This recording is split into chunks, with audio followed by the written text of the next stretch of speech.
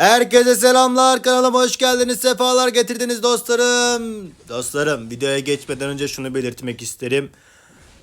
Son yayınımızda PC'miz çöktü, bilgisayarımız çöktü dostlar ve tamiratı ve tadilatı için yaklaşık 2000 lira kadar bir bütçe gerekiyor. Aşağıda yorumlara sabitlediğim Bino Game'den bana destek yollarsanız, bağış atarsanız dostlarım, bilgisayarı yaptırıp sizlere tekrardan içerik üretip yayın yapmak istiyorum. Şu an bu videoyu komşumun bilgisayarından yaparak sizlere yüklüyorum dostlarım. Bir duyurudur bu. Gördüğünüz üzere 3299 krallığına göç ettik. 1551'deydik. 3412 krallığına gidecektik. Neler değişti, neler bitti. Dostlarım, göç ne kadar istiyor? Her şeyi bu videoda detaylı anlatacağım. Dostlar, şimdi ben size şöyle sisteme geleyim. Böyle tatil bileti alırsanız, yani kraldan rica edersiniz, size tatil bileti verirse bu tamamen şu oluyor. Şu anda tatildeysin. Tatildeyken gücünün krallığının eşleştirmesinde hesaba katılmayacak kayıp krallığa girersen başlangıç ilinden çıkmayacaksın. Yani bu şu oluyor. KVK'ya gireceğiniz zaman gücünüz krallıkta sayılmıyor ve DKP'de falan hiçbir şekilde işlevsiz olarak gözüküyorsunuz. Göç etmek için daha az pasaport sayfası gerekecek. Mevcut gücünde 69.929. Yani ben buraya göç ederkenki gücüm. Tatil biletini aldığım için 25 pasaporta göç ettim arkadaşlar. Normalde 40 pasaport gerekiyordu. 15 pasaport aşağısına göç ettim. Yani aşağı yukarı gücüm 50 milyon 55 milyon altıymış gibi gösterdi bu beni tatil bileti. Her zaman göç etmezden önce tatil biletinizi alın dostlarım. Bu sizi daha erken, daha az pasaportla göç etmenizi sağlıyor. Daha az pasaport demek daha az maliyet demek. Daha az maliyet demek daha hesabın sağlığı açısından sizlere daha ön plana düşürür demek. Krediler pasaportları nasıl daha hızlı bir şekilde kasarsınız dostlarım? Burada zaten günlük krediler var. Günde haftada bir tane düşüyor. Burada zaten haftada 600k kredi rahatlıkla kasabiliyorsunuz. Buradan da Barbar Kalesi'nden de etkinliklerden de gelen etilfiyet kafasından da Barbar Kalesi'nden düşen kitaplardan da Direnç Oku'ndan Barbar'dan da falan derken size bir haftada 600k kredi çok rahat bir şekilde kastırıyor dostlarım. Ondan sonra neden göç ettiğime gelecek olursak dostlar, burada benim çok sevdiğim bir kardeşim, bir abim var. Benim buraya gelmemi istedi. Ben de buraya göç ettim ve kendisine yardım edip destek bulunup bu krallık için gerçekten güzel bir azimle, güzel bir aktiflikle daha güzel bir yerlere geleceğimizi düşünüyorum. Göç ettiğim krallık dostlar A artı plus krallığı diye, yani İmperium krallığı gibi bir şey oluyor hemen hemen. Genç bir krallık, 871 günlük bir krallık. Yani böyle bir genç krallıkta İmperium krallık olmak gerçekten kolay değil dostlarım.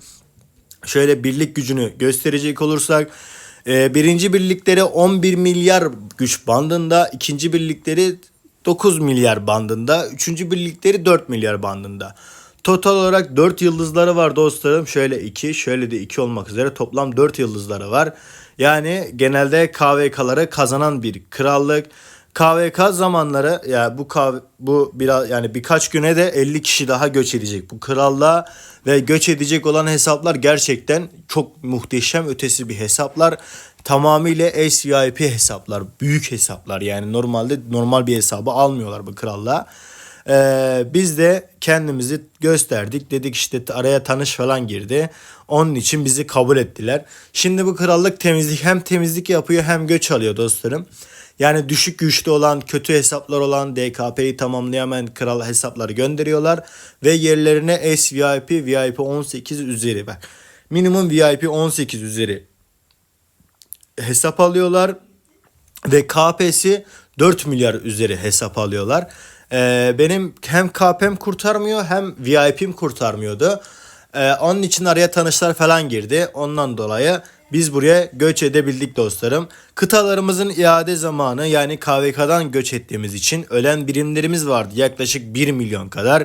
Bunlar bize 6 gün 3 saat 25 dakika 40 saniye sonra bize iade edilecek dostlarım. İyileştirme için kullandığımız kaynaklar 3 milyar altın arkadaşlar. 3 milyar taş, 3 milyar odun, 4 milyar Mısır'ın bizlere %15'i, yani 4 milyar Mısır'ın %15'i, 3 milyar odunun %15'i, 3 milyar taşın %15'i, 3 milyar altının %15'i bize iade edilecektir dostlarım.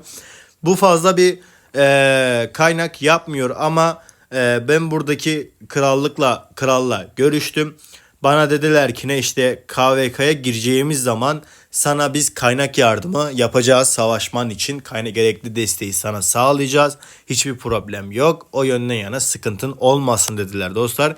KVK'ya da ortalama Şubat ayında girmeyi planlıyoruz krallık olarak. 3412 krallığına göç edecek miyim dostlarım?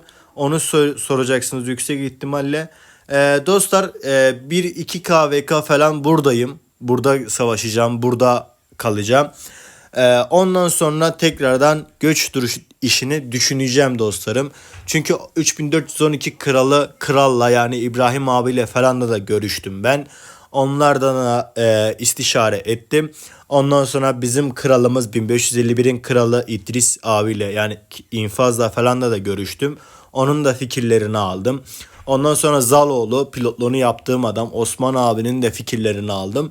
Ondan sonra 3299 krallığına göç ettim dostlarım. Göç ederken tatil bileti kesinlikle alın. Şöyle göstereyim. 69 milyon güce 25 pasaportla göç ediyorsunuz dostlar. Yani bu sizi 55 milyon altıymış gibi gösteriyor.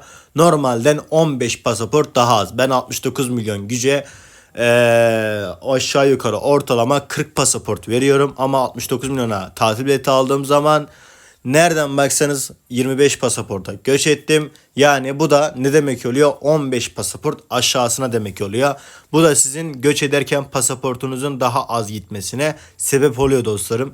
Bu krallığın amacı nedir dostlarım? Bu krallık imperium bir krallık. Yani KVK'larda karınca gibiler. Bu tür krallıklarda savaşmak gerçekten çok zor. Aşırı derecede çok zor. Ben buraya geldim, daha gelelim birkaç dakika olmuyor. Aktifliklerine baktım. Yani şu an saat geç olmasına rağmen 10 barbar kalesi rallisi dönüyor. Yani sürekli 10, ondan aşağı düşmüyor. Kral bana belirtti, yani bu akşamleyin dedi düşük, en kötü zamanı şu an dedi. Günde dedi 3-4 tane sandık patlıyor dedi. Ve sıfırlamadan sonra dedi nereden baksan 300-400 tane yakın paket çekiliyor bu krallıkta dedi. Ana krallıkta KVK harici dedi. KVK'da daha fazla düşüyor dedi. Gün içerisinde dedi bu barbar kalesi dedi 20-30 taneden aşağı düşmüyor dedi. KVK'ya ışınlandığımız zaman dedi bu sayı dedi daha çok 3'e katlanıyor dedi. O yanına yani bir sıkıntın olmasın dedi. Hızlandırma kaynak konusunda bir problemin olmasın dedi. Her türlü biz size yardımcı olacağız dedi. Yani arkadaşlar tamamıyla hem hesabım açısından hem de kendim açısından daha iyi olabileceğini düşünüyorum.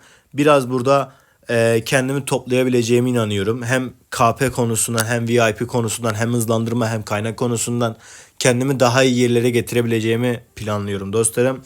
Aşil'i bugün maxladık dostlarım.